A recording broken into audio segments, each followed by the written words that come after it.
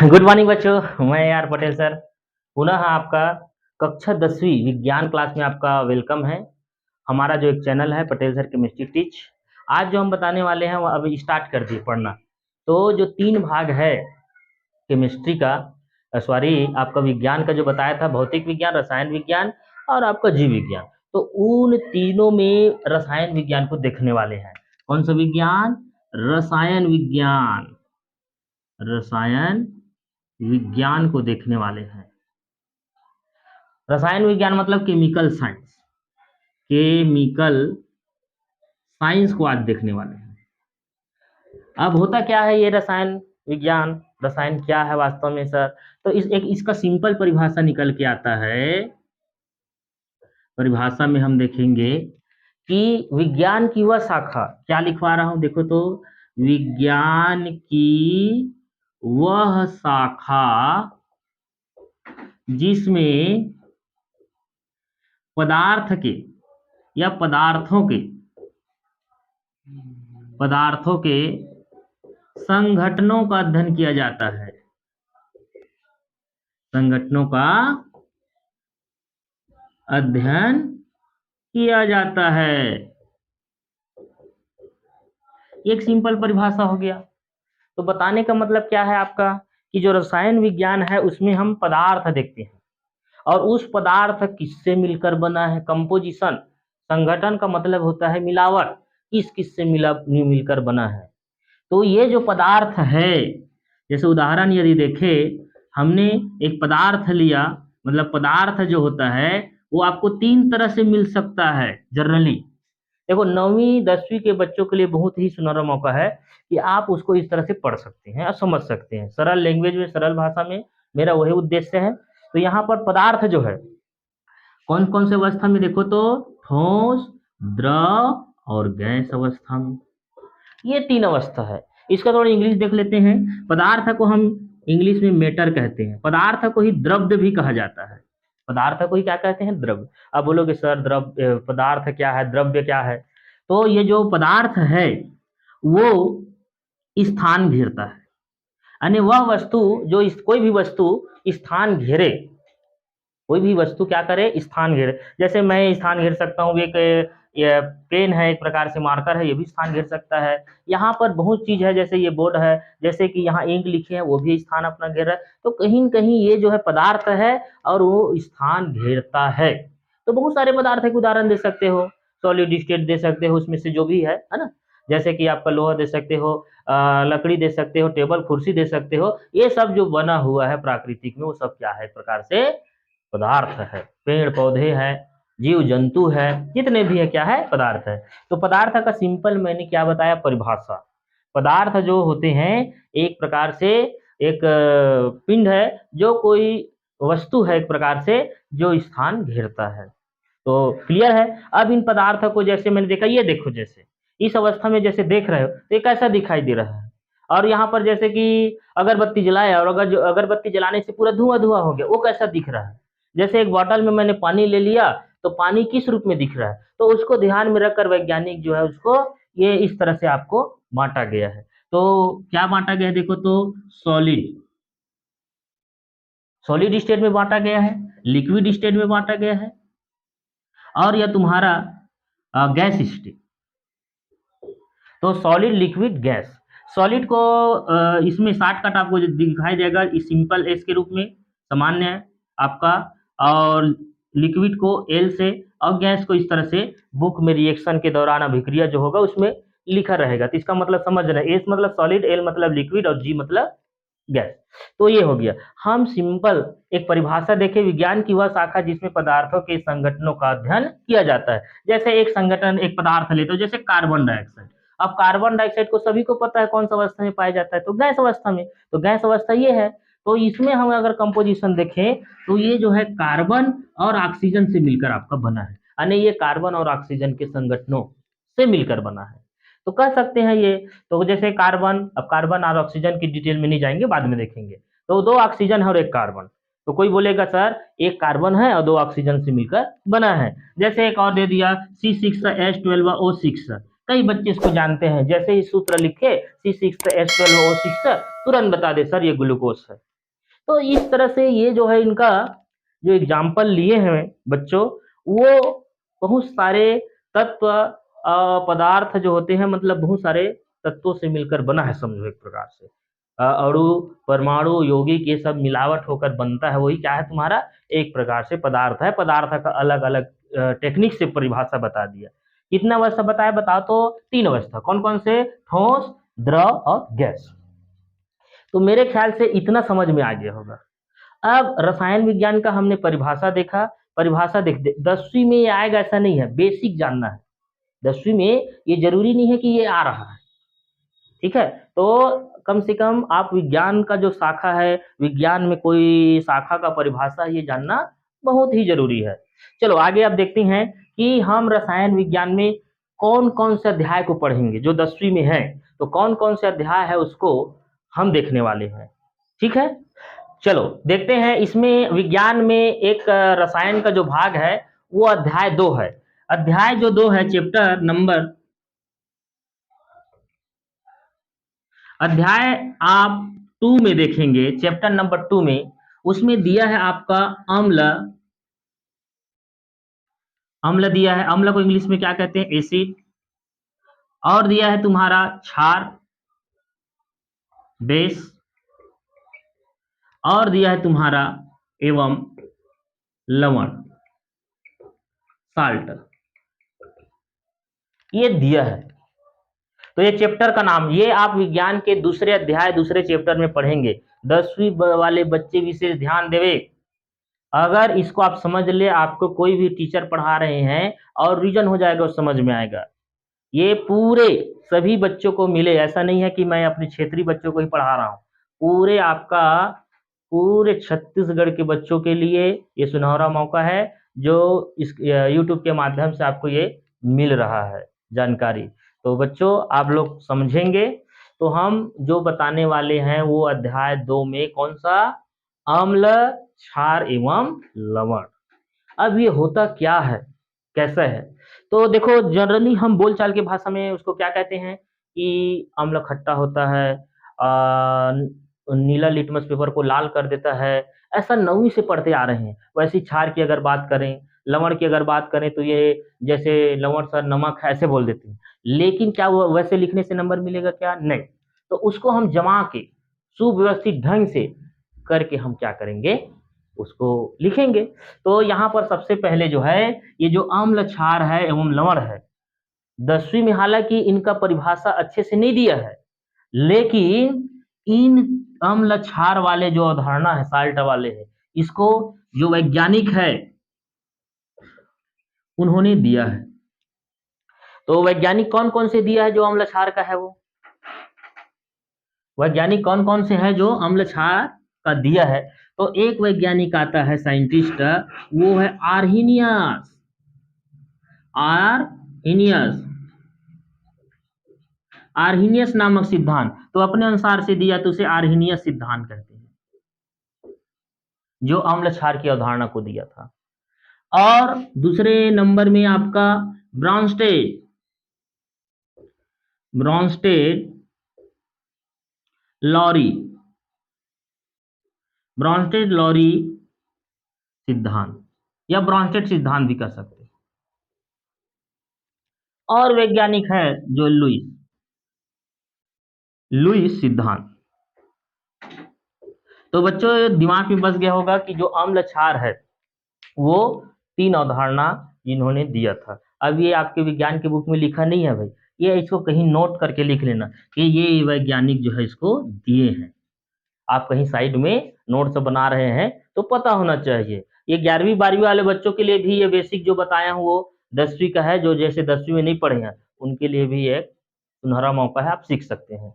तो इसमें से 1-2 सिद्धांत को देख लेते हैं, आर्हीनियस और ब्रॉन्स्टेड को, जो जनरली ज़्यादा यूज होता है। तो देखते हैं, चलो यहाँ पर आर्हीनियस सिद्धांत क्या कहता है। तो ये दोनों सिद्धांत को मैं मिटाकर, तो आर्हीनियस के अनुसार अम्ल क्या है? तो आर्हीनियस के अनुसार अम्ल क्या है? अम्ल बोले तो एसिड, इंग्लिश भी जानना आपको जरूरी है ना।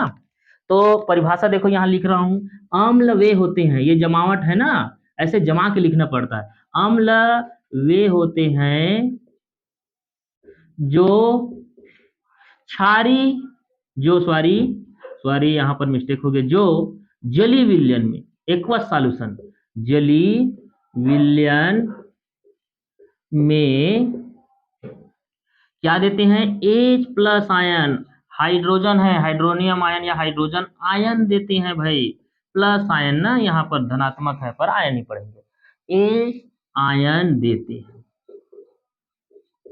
ठीक है, देखो तो एक बार पुनः, अम्ल वे होते हैं जो जली विलयन में H प्लस आयन देते हैं। क्या देते हैं, H प्लस आयन। अब ये H प्लस आयन कैसे देंगे, थोड़ा देख लेते हैं। जैसे कि यहाँ पर मैंने HCl लिखा, कई बच्चों को पता नहीं है, तो यहाँ पर इसका नाम बता देता हूं, इसका नाम है हाइड्रोक्लोरिक।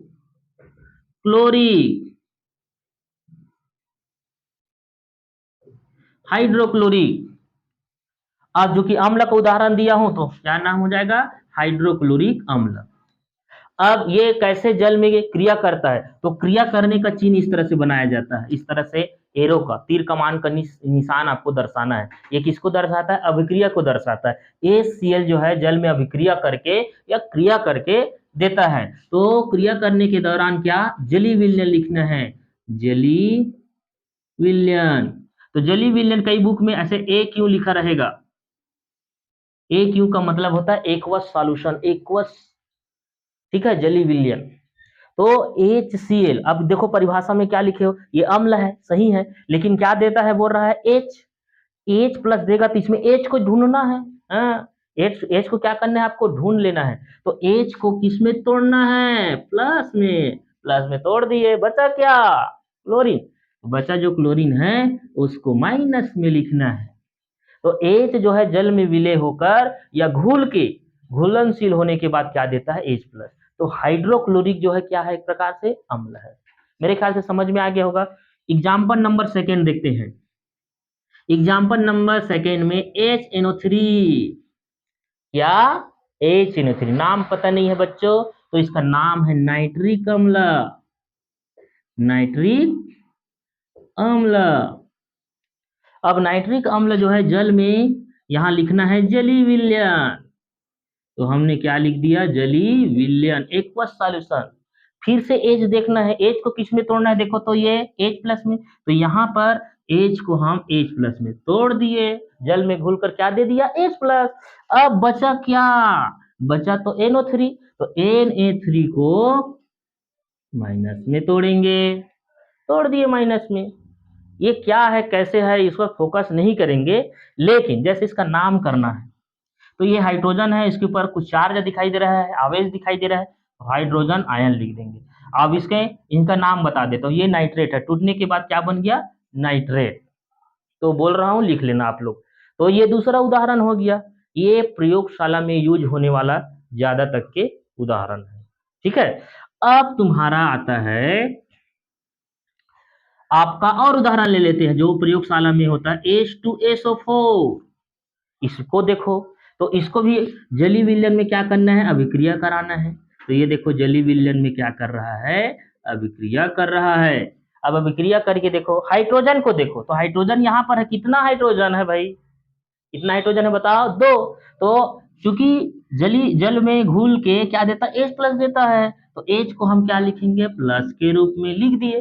बट परंतु किंतु यहाँ हाइड्रोजन कितना है, 2। ऐसे अगर 2 3 है तो उसको क्या करना है, सामने में लिख देना, सामने में लिख दिए।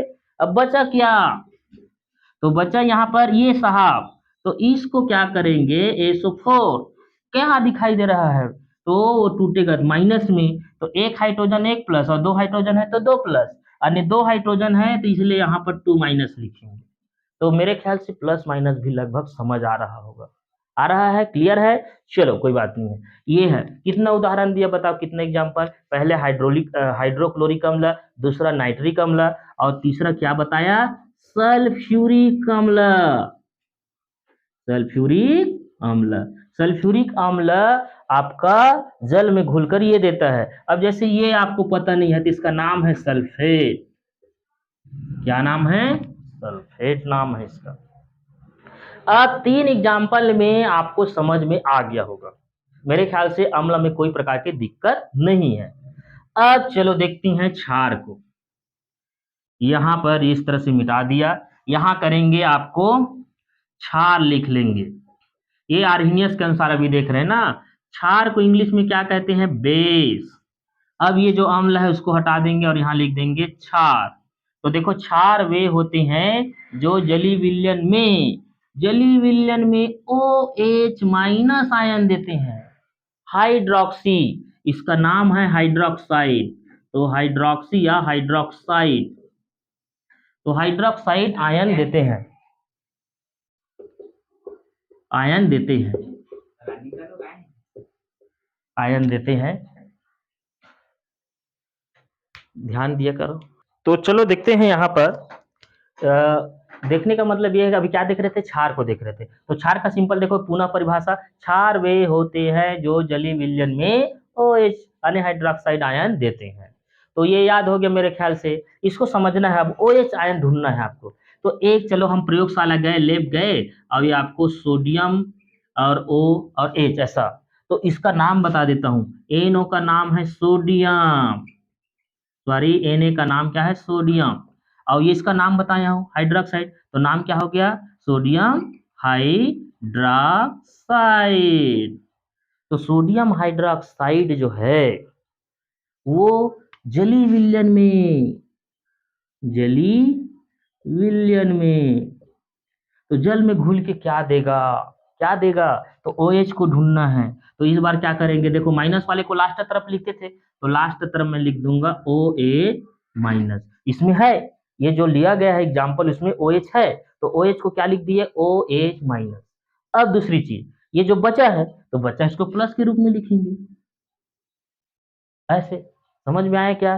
तो सोडियम हाइड्रोक्साइड जल में घुलकर Na प्लस और OH माइनस देता है। अब इसका कोई नाम पूछेगा तो इसका नाम तो सोडियम ही है, और जो दिखाई देता है चार्ज, चाहे प्लस दिखाई दे चाहे माइनस, तो उसको क्या लिखा जाता है? आयन। तो आयन लिख दिए। OH के ऊपर भी, तो OH का नाम क्या है? हाइड्रोक्साइड, और माइनस को क्या देख रहे हैं? तो ये तुम्हारा आयन है। ठीक है, तो पढ़ने में मजा आएगा बच्चों। आप लोग कंटिन्यू, हम हो सकेगा तो ऑनलाइन क्लास भी चलाने वाले हैं। ऑनलाइन आपका 2 दिन रहेगा, शनिवार या रविवार को, और टाइमिंग अभी तो होने किए हैं, लेकिन ऑनलाइन हो सकेगा तो ऑनलाइन भी क्लास यूट्यूब के माध्यम से लिया जाएगा। सबको बेनिफिट मिले, सबको नॉलेज मिले, क्योंकि लाइफ में जो होता है नॉलेज तो सबके पास होता है, लेकिन उसको शेयर करने वाले बहुत ही कम लोग मिलते हैं। चलो यहाँ पर अब और दूसरा एग्जाम्पल देख लेते हैं। ये आपका हो गया, चलो एक यहाँ पर ऐसा ले लिया Ca, और ये तुम्हारा ऐसा एग्जाम्पल आपको दिखाई दे रहा है। तो इस Ca का नाम कैल्शियम है। क्या नाम बताया? बता तो। कैल्शियम। और OH का नाम तो पता है, हाइड्रोक्साइड है। अब यहाँ 2 है सर, तो क्या लिखेंगे? ऐसा नहीं है, 2 रहे 3 रहे से मतलब नहीं है। इस कैल्शियम और OH को देखकर जो भी रहेगा आप उस तरह से कर सकते हैं। इस कैल्शियम हाइड्रोक्साइड को बूझा चूना का सूत्रमान कहा गया है। नाम दिया गया साइंटिस्ट, बूझा हुआ चूना, बूझा चूना लिख सकते, बूझा चूना। तो ये बूझा हुआ चूना को डालोगे तो हाइड्रोलिसिस करके 60 वीडियो डाला हूँ, देखना।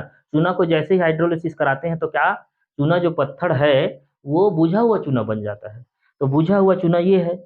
अब यहाँ पर देखो, हमें पहचानना क्या होता है? OH माइनस दे, तो OH माइनस यहाँ तोड़ दिए कि नहीं तोड़े? तो यहाँ मिटा देता हूँ। चलो तो तोड़ दिए, तो इनकी संख्या कितना दिखाई दे रहा है? 2। तो यहाँ सामने में क्या कर देंगे? 2 लिख देंगे। सिंपल सी बात, वही बताया पिछले उसमें भी बताया, अम्ल में वैसे एग्जाम्पल है ना, सल्फ्यूरिक अम्ल में बताया था कि नहीं बताया था? सेम वैसे इसमें भी करना है। अब यहाँ पर कैल्शियम बचा है, तो कैल्शियम को यहाँ लिख देंगे। अब कैल्शियम को यहाँ लिखे तो OH माइनस दिखाई दे रहा है 1, लेकिन इनके सामने में 2 है, तो 2 OH माइनस के लिए यहाँ पर 2 प्लस लिखना है। क्षार वाले में प्लस पहले रहेगा और माइनस लास्ट में रहेगा। अम्ल वाले में प्लस पहले रहेगा, माइनस वाले बाद में रहेंगे। ठीक है, इस तरह से आप कई एग्जाम्पल, अब इसका जैसे एग्जाम्पल जैसे कि MgOH, इस तरह से एग्जाम्पल है, ये प्रति अम्ल का एग्जाम्पल है। उसी प्रकार से ये एल्यूमिनियम हाइड्रोक्साइड है, और बहुत सारे एग्जाम्पल। इसको इसी तरह से आप तोड़ने की कोशिश करना। जैसे ये दोनों को आप इस तरह से तोड़ के बना लेंगे क्या? ठीक, गुड। बहुत बढ़िया। तो हमने आज देखा बच्चों कि हमने अम्ल क्षार क्या है, अम्ल क्षार किसे कहते हैं, उसका 3-4 उदाहरण देखे। ठीक है, तो ये उदाहरण आपको जानना है और समझना है। मेरे ख्याल से समझ में आ गया। अब जो मैं एग्जाम में जैसे आता है उसको थोड़ा सा चर्चा करेंगे, जो ऑब्जेक्टिव में खाली स्थान में ये जो आता है उस पर फोकस करने वाले हैं। तो वो आता है, उदाहरण जो आता है दैनिक जीवन में, दैनिक या घरेलू घरेलू उपयोगी में ज़्यादा यूज करते हैं। जैसे कि यहाँ पर अम्ल का उदाहरण लेंगे। आज जो घरेलू उपयोग का है उसमें अम्ल के उदाहरण,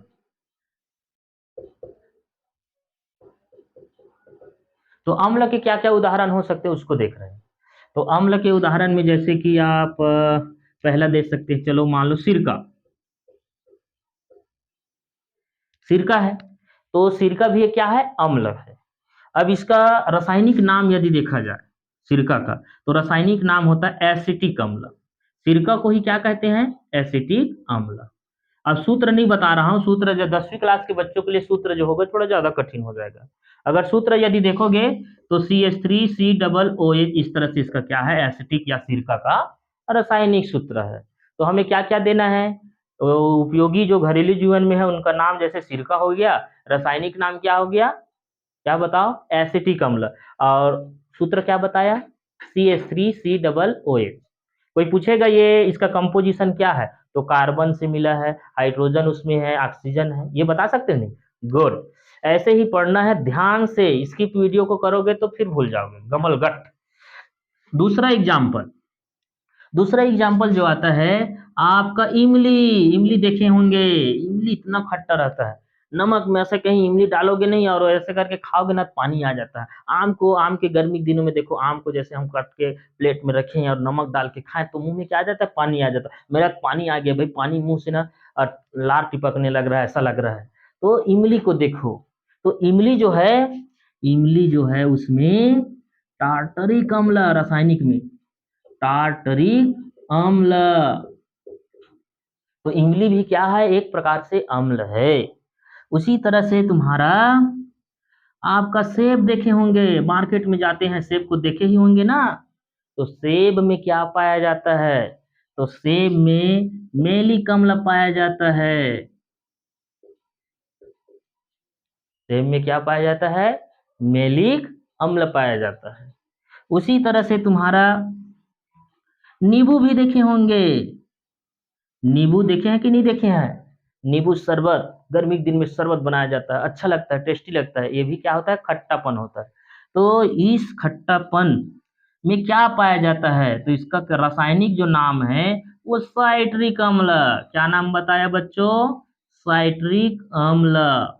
इन सब का सूत्र आप सर्च मार लेना ना, सर इनका सूत्र क्या है, ये सब चीज।